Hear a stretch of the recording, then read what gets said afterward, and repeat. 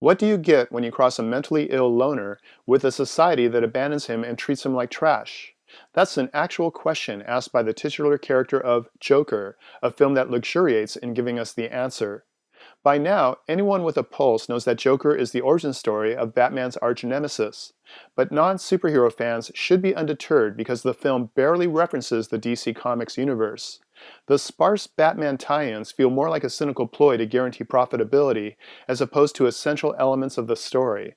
At its core, Joker is a character study of a man struggling with and then succumbing to mental illness. Joaquin Phoenix plays Arthur Fleck, a fleck of a man, as his name implies. He lives with his mom, works a soul-sapping job, visits an apathetic social worker to keep from going insane, and aspires to be a stand-up comic. Fleck's life is presented as a series of tragic encounters within the confines of Gotham City circa 1981, accentuated by his uncontrollable fits of inappropriate laughter. Gotham is a soulless metropolis in the midst of a garbage strike. News reports of super rats invading the city provide an amusing wink wink nudge nudge. Thomas Wayne, a Trump-like narcissist running for mayor, refers to those beneath him as clowns. Wayne even throws a fundraiser at a movie theater where rich people laugh at a poor person acting like a clown. It's Charlie Chaplin, and of all the Little Tramp movies that could have been inserted into the narrative, it's probably not a coincidence it's Modern Times, drawing a subtle line between Fleck's world and ours. After Fleck goes full Charles Bronson on several threatening Wall Streeters, he inadvertently triggers a down with the rich counterculture movement of which he becomes the de facto figurehead. It also marks the start of his downward descent into homicidal madness. Joker's raison d'etre is Joaquin Phoenix's attempt at filling some very big clown shoes previously occupied by such master thespians as Jack Nicholson and Heath Ledger. The result is revelatory.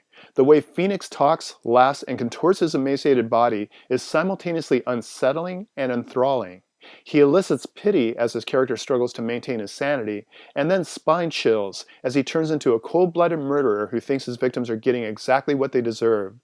Among film critics, Joker has been somewhat divisive, but 250,000 votes cast by audience members has placed it at the number 10 spot on IMDb's list of top-rated movies, just below Pulp Fiction and Once Upon a Time in the West.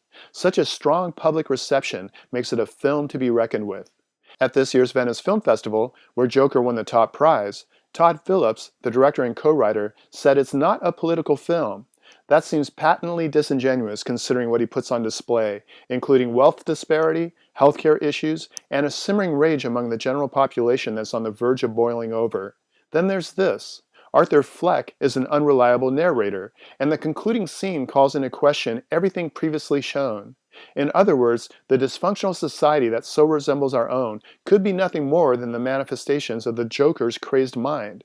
It's hard to imagine a more sobering indictment of our current reality. For KSQD's Film Gang, this is Paul Koneski.